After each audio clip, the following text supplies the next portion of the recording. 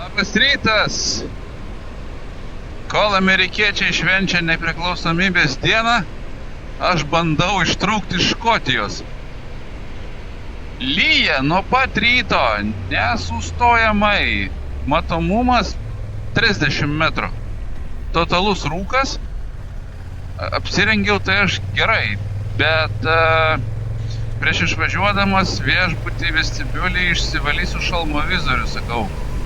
Visą nusėmiau, užsivaliau, pasidengiau hidrofobinę dangą. tą plėvelę, kur nuo rasojimų taip pat išsivaliau. Ką jūs manot? Tai ta nuo rasojimo plėvelė dabar tokia užsiniaukus laukia, kol galutinai išdžius. Žodžiu, nieko nematau. Tai važiuoju savo vapuvaliai ramiai. Gerai, kad mašinų nėra, šeštadienis. Daugmaž normaliai ir kelias tuščias. Kažkaip važiuojam žiūrėti Hario Poterio tilto. Labai norėjau pamatyti Glenfineno viaduką, kuris va yra man už nugaros. Nu, bet oras toks plus dar aš visas apsirengęs. Nuo lietaus, antbačiai uždėti, vaikščioti nepatogu. Tai pasižiūrėsiu va tiek iš toli, kiek matau. Užsidėsiu varnelę, kad buvau. Ir viskas, važiuoju toliau. Nu va, lietus panašu apstojo. Lyg tai giedrėsi ten toliau, bent jau šviesiau darosi, saulės tai nematyt. Bet bėda ta, kad mano vizorius žiauriai rasoja.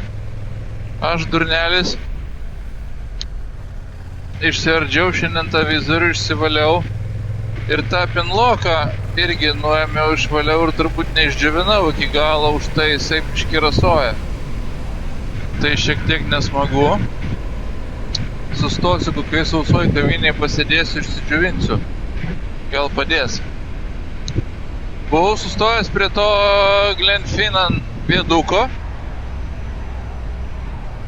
Tai ten jį norint gražiai pamatyti reikia iš drono ir ten turbūt tik tai saulėtą dieną ir anksti rytą arba vėlai vakare, tą auksinę valandą vadinamą. Tada ten turbūt atrodo gražiai, šiaip tai, nu, tai tiesiog viadukas ir tiek. Jisai Harry Potterį sužybo, sužvaigždėjo, na už tai ir ten visi eina dabar pasižiūrėti. Net ir per tokį lietų žmonių tai marios. Parkavimo aikštelė pilna buvo, kai išvažinėjau.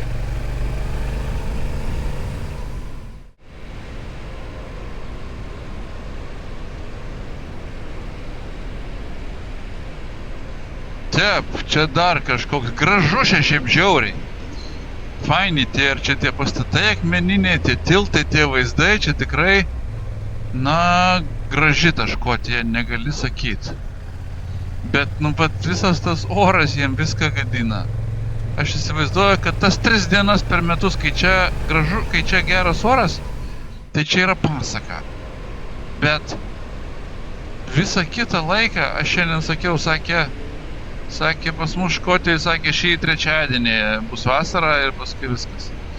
Čia jie patys taip juokauja. Kai tai galvojau, kad jau čia išvažiuoju aš iš tų kalnų, ne velnio pasirodo, įvažiavau į kitus kalnus. Dar gražesni. Ir čia visur iš kalnų bėga upeliais, visur kriokliai, visur čia vanduo bėga žemėn. Čia kadangi jau pastoviai lyja ir viskas tas vanduo bėga žemėn. Viskas subėga atgal į jūrą, ir vėl garuoja, ir vėl lyja, ir vėl viskas ratu. Va taip čia visas tas circle of life vyksta. Bet, Jėzau, čia įsivaizduoju saulėtą dieną, tai čia pasaka.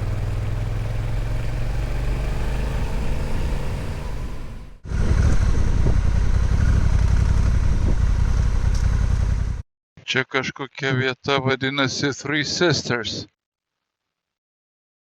Čia jaučiu šitie 3 gražūs kalnai. Iš čia matosi ir už tai jie čia taip vadinasi. Iš tikrųjų taip, čia visi stoja, fotkinasi, eina pasivaikščiot. Toksai slėnis ten, Vienas, antras, trečias. Gražios, tos 3 seserys, biški senokus tokius. Biški storulės. Bet, jo, gražu. Gerai, bet aš net nuo motociklo nelipsiu, nes čia šlapia, kai velnės.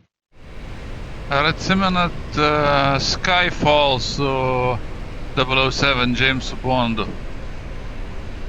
Tai dabar važiuoju į tą vietą, kur buvo filmuota viena iš tokių emocinių scenų tam filme,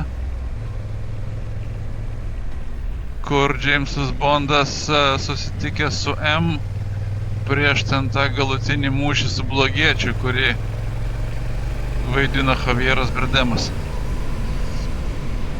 Tai čia važiuoju tuo keliuku, kuris su savo Aston Martin DB5 pasislėpė iš Londono. Tai va, dabar jau man Skyfall filmo muzika galvoj. And the Skyfall. Tikrai Skyfall, dangus griūna. Nu va, pasidariau nuotrauką toje vietoje, kur buvo filmuota ta scena su Jamesu Bondu. Čia šiaip toksai fotospotas kiniečių ir indusų. Visi tvarkingai eilutė, visi viens kitam leidžia. Ir staiga važiuoja ukrainiečiai su džipu. Reiškia, ant džipo šono Che Guevara nupiešta. Beilės terkšt. Jo, Škotija vieta graži tikrai. Tikrai. Ir daug čia visko ir labai ta turizmo, keliavimo, hikingo infrastruktūra labai, matau, gerai išvystyta. Daug visokių parkavimo vietų, stovėjimo aikštelių, visur viskas pažymėta, visur viskas suorganizuota, kad tik žmonės eikit ir turistaukit čia. Ir čia viso Škotijai taip.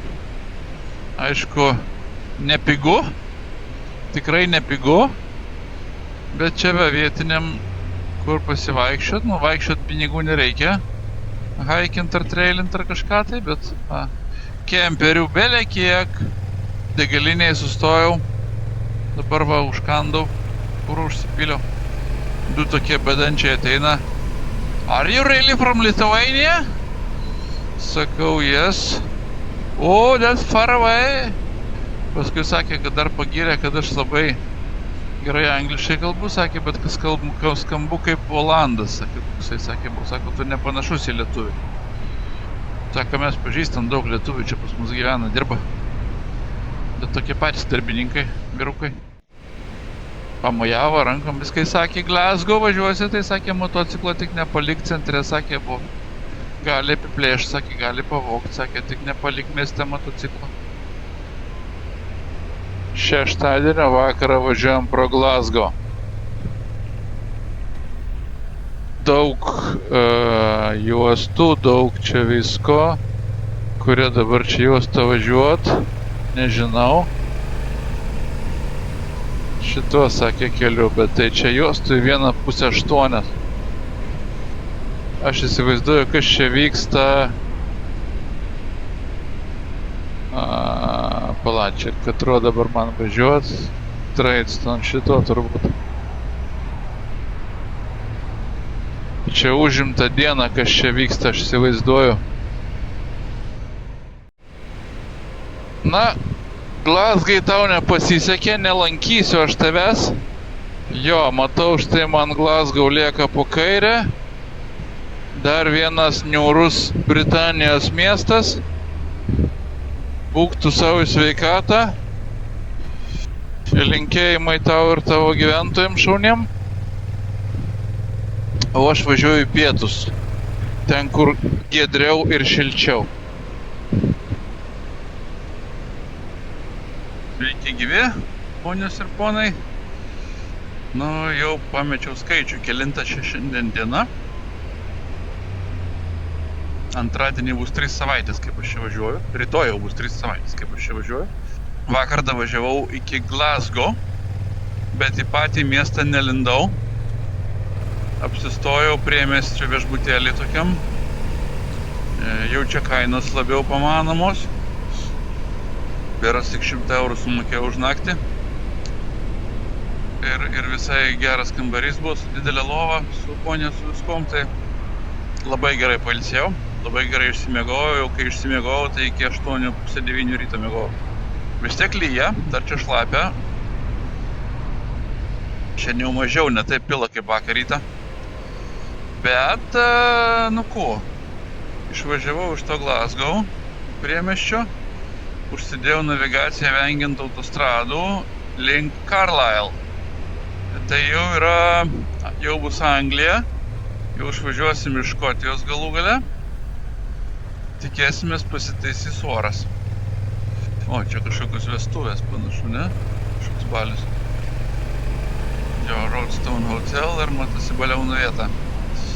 Tai va, ir užsidėjau vengti autostradų, nors čia važiuoja tas M6 ar M7 kelias greitkelis, bet senasis kelias vingiuoja aplinkui, tai man ne taip toli nuo pagrindinio kelio, bet aš tau ramiai va taip vingiukais ir važiuosiu.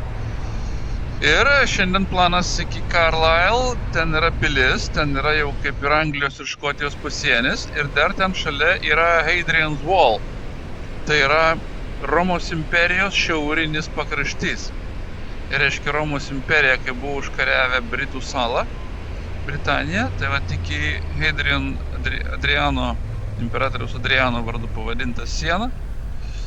Tai buvo ta siena, kuris skyrė romėnus nuo barbarų, kurie gyveno, čia galai, kas čia škotai, keltai, kas čia gyveno. Oi, lembačiuk, nepaslydom. Ir tada bandysim judėti link Mančesterio. Gal į patį Mančesterį irgi nesigrūsim, bet šalia ten yra dar viena Lancasterio pilis, tai gal iki Lancasterio spėsiu davažiuoti iki darbo pabaigos. Va taip ir važiuoju savo 100 ir tada tabūnas avių išbėga į kelią ir bėga per kelią ir ne, mums reikia atgal. Nu ką, ponai, atvažiuojam į Angliją, baigėsi Škotija.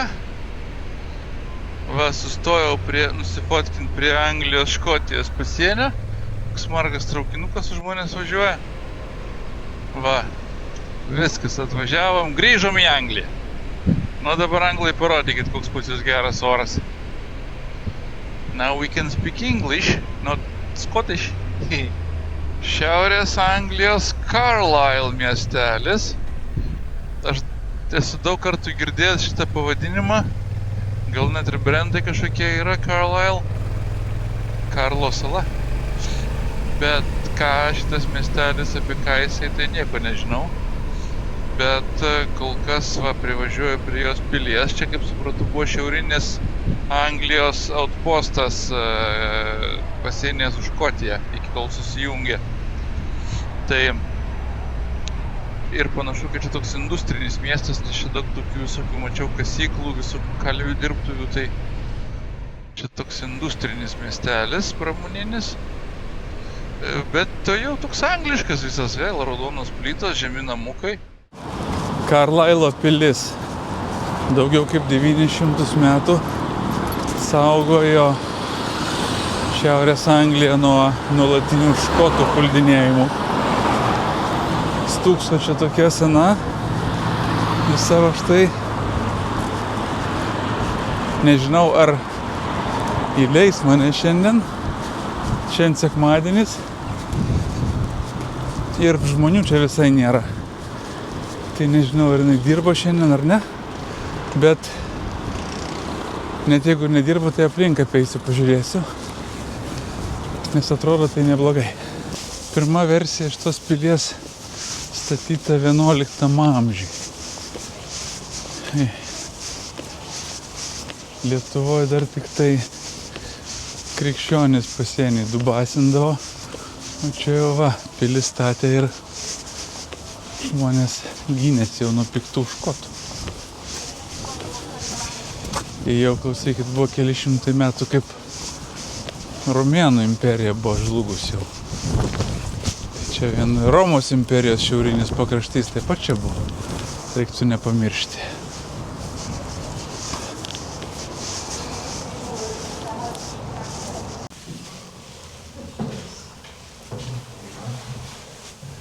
Čia įdomus paveiksliukai ant sienų išraižyti.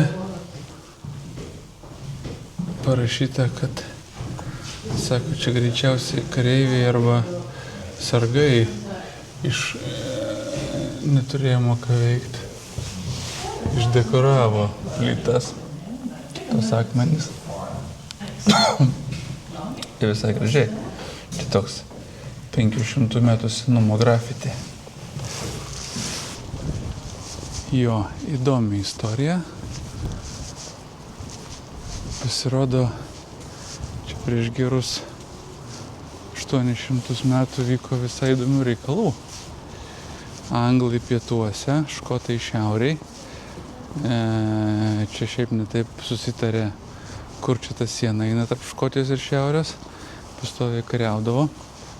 Paskui tai škotai ateidavo vogt gyvulių. Tai kokie nors reketininkai, tai dar kažkas.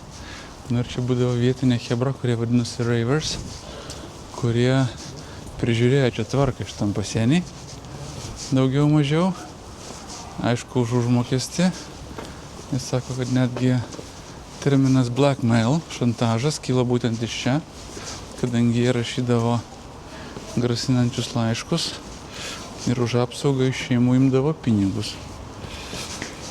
Taip pat visokių imdavosi kitų tam metui būdingų pinigų prasimanimų būdų. Tai pakankamai niūrus gyvenimas, įsivaizduoju, buvo šitam regione. Pakol, 17 amžiaus pabaigoje galų gale škotai su britais per giminiavimąsi nesusijungė ir nesusivienė. Ir tada baigėsi čia visas pasienio bardakas. Toks grinai šito The Peaky Blinders vaibas. Grinai atrodo, kad būčiau tam filme dabar. Niūru, raudonos senienos, tamsiai raudonos ir taip. Gerai, važiuojam toliau. Ar žinote, kad Londoną įkūrė romėnai? Taip, nekas kitas, o romėnai. Ir 49 mūsų eros metais į salą įžengė romėnai ir pradėjo kurti čia šiaurinį imperijos outpostą. Įkūrė Londiniumą, kuris dabar tapo Londonu. Na ir plėtėsi tolyn į šiaurę, kol šiaurė nesusidūrė su šiauriniais salos gyventojais. Na ir galų gale siena Rubežius stabilizavosi. Ir aš dabar važiuoju kaip tik palei tą vietą, kur ėjo Romos ir Škotijos, nors kaip ten tuo metu vadinosi siena. Dabar tai vadinasi Hadrian's Wall, vadinasi imperatoriaus Adriano siena. Ir jinai ėjo nuo pat Atlanto vandenyno vakariniai daly iki Newcastle maždaug rytiniai daly. Šiauriau už Newcastle. Na ir čia yra dabar likę keletas vietų, būtent tos sienos, kur yra išlikę gynybiniai tvirtinimai. Ir aš kaip tik važiuoju juos pažiūrėti. Na, romėnai paliko daug įtakos čia, kadangi turbūt, kad keli šimtus metų nuo 1 iki 5 amžiaus romėnai tvarkėsi šitoje salos daly. Na ir tik tai jau sužlugus vakarų Romos imperijai kontinentiniai Europai, atitinkamai romėnų legionai atsitraukė ir iš čia. Na ir daug vis tiek kultūros dalykų yra likę iki šiol, na ir tas paveldas jaučiasi ir jį perėmė ir vėlesni šios salos valdovai. 122 mūsų eros metais imperatorius Adrianas atvyko į Britaniją apsižiūrėti savo valdų. Na ir atvyko pasižiūrėti, kaip vyksta sienos statyba. Ir kaip jau sakiau, siena eina nuo pat rytinės iki vakarinės pakrantės. Kas metrą, kas mylę maždaug buvo įrengti fortai ir buvo du dideli fortai padaryti. Tai vienas buvo Bardoswald, yra tai, kur aš čia dabar esu. Ir čia kaip tik yra išlikę pamatai to forto su visos infrastruktūros, kuri šitoje sienoje buvo. Na ir šiaip, čia kas žino, tai visi visas šitas daug tos sienos fragmentų yra likę ir tų bokštų fragmentų yra likę ir kitų apsauginių detalių yra likę iki šiol. Ir šitoj Anglijos daly būtent, tai turi pakankamai reikšmingą, formuoja visą šitą landšaftą šitas fortas. Tai va čia tiek yra kas likę iš forto, sienų fragmentai, pamatai. Na ir dabar aš bandysiu eiti apžiūrėti patį fort, patį sieną. Kaip čia atrodo, kiek čia man tas oras leis. Šiek tiek pasiniaukia, plašnoja, bet aš kaip supratau, kad čia jau yra, niekur čia nesidėsi su tokiu oru džiaugtis, kad nors ledais nedaužo.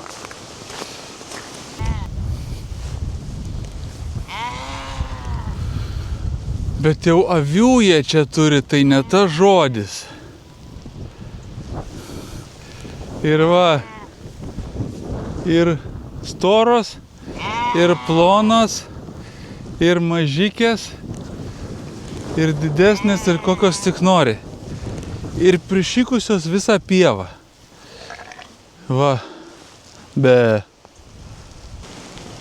Sunku patikėti, kad šitiem pastatui už manęs 1900 metų.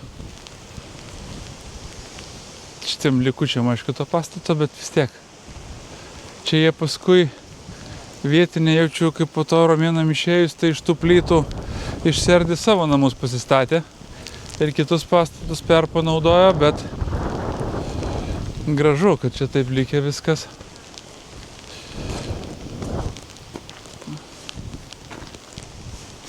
Man patinka ta romėniška, ta romėnų visas palikimas romėniškas. Taip matosi, kad statė, darė rimtai ir ilgam.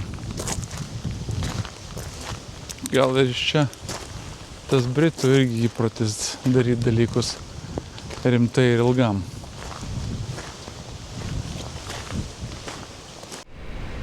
Dar tokio fokuso nebuvo. Kilau į kalną ir staiga debesies apačia. Kaip tik braukiam debesiui per pilvą. Grinai debesis eina kalno viršum, o mes važiuojam palei pat apačią. Į ten toliau vėl matosi giedra apačioj. Čia kamerai turbūt nesimato, bet stovi varna. Tokia paukštis kažkoks, vanagas tenais.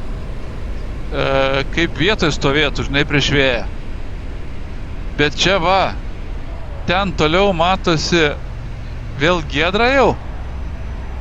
Jaučiu, kad ten net gal ir jūra matosi toliau, nors bent jau lygumos. O čia visiškai debesis, grinai debesies pilvas. Ir grinai kabina kalno viršūnę. Atrodo, kad debesis užsikabinęs su šitų kalnų ir užstrigęs. Jo, šiandien čia vėl kitokie vaizdai ir kitokie įspūdžiai. Atvažiavau į Lancaster. Nieko apie šitą miestą nežinau, išskyrus tai, kad tuo pačiu po šio miesto pavadinimu buvo pavadintas Britų antro pasaulinio karo bombonešis. Ir viskas. Čia yra miestas Britanijos maždaug per vidurį. vakariniai pakrantiai. Nu ir atvažiavau prie Lankasterio pilies, kuri man taip kažkaip pasirodė visai verta aplankyti. Bet aišku, aš čia atvažiavau po 5 jau ir čia viskas drausmingai po 5 nebedirba. Šita pilis iki 2011 metų pasirodo buvo kalėjimas. Tai aš įsivaizduoju, kad čia viduj ir bus kaip kokios Lukiškės. Bet tikrai jau čia nelauksiu rytdienos, kad čia aplankyti. Iš išorės apeisiu, pasižiūrėsiu, kaip atrodo. Pilis kaip pilis. 1000 metų parašyta jai. Beveik yra, čia aišku, jinai gal perstatyta kelis kartus per tą laiką buvo. Pats Lankasteris, tai irgi toksai, matosi, ramus angliškas miestas. Sekmadienio vakaras tai jau toksai visi po namus išsibastę. Iš tikrųjų, pravažiavau tą Lake District vadinamą. Tai labai gražus kelias buvo, per kalnus, per kalvas, toksai fainas. Tas epizodas labai patiko su debesim palei kalnus. Turnoji dalis, kad mano pasirodo 360 laipsnių kameros SD kortelė prisipildė. Ir ne viską ten pavyko jau įrašyti, ką norėjau. Tai reikės nusikrauti į išorinį diską. Į išorinį laikmeną reiks nusikrauti viską, iškiek atsilaisvinti vietos. Bet tai bus turbūt tiek apie šiandienos dieną, kadangi dabar jau yra beveik 6 vakaro, o aš dar neturiu kur miegoti. Tai reikia susirasti kažką pakeliui čia netoli. Bet jau čia ir kainos padabnesnės, ir oras čia geresnis, jau čia ir plus 18 laipsnių. Ir tuo tarpu, tada ačiū labai žiūrėjusiem, komentuojantiem, stebintiem. Smagu skaityti komentarus, smagu skaityti palinkėjimus. Ir jau po truputėlį šita mano kelionės dalis, britaniškas, jos skyrius eina į pabaigą. Rytoj turbūt varysiu jau link Birmingemo. Tada jau antradienį turbūt būsiu palei į Londoną, o trečiadienį jau vakare jau planuoju šitos salos maut lauk. Tai kol kas ačiū visiems žiūrėjusiem ir iki. Aš einu jau ieškotis nakvynės. Sudėjau.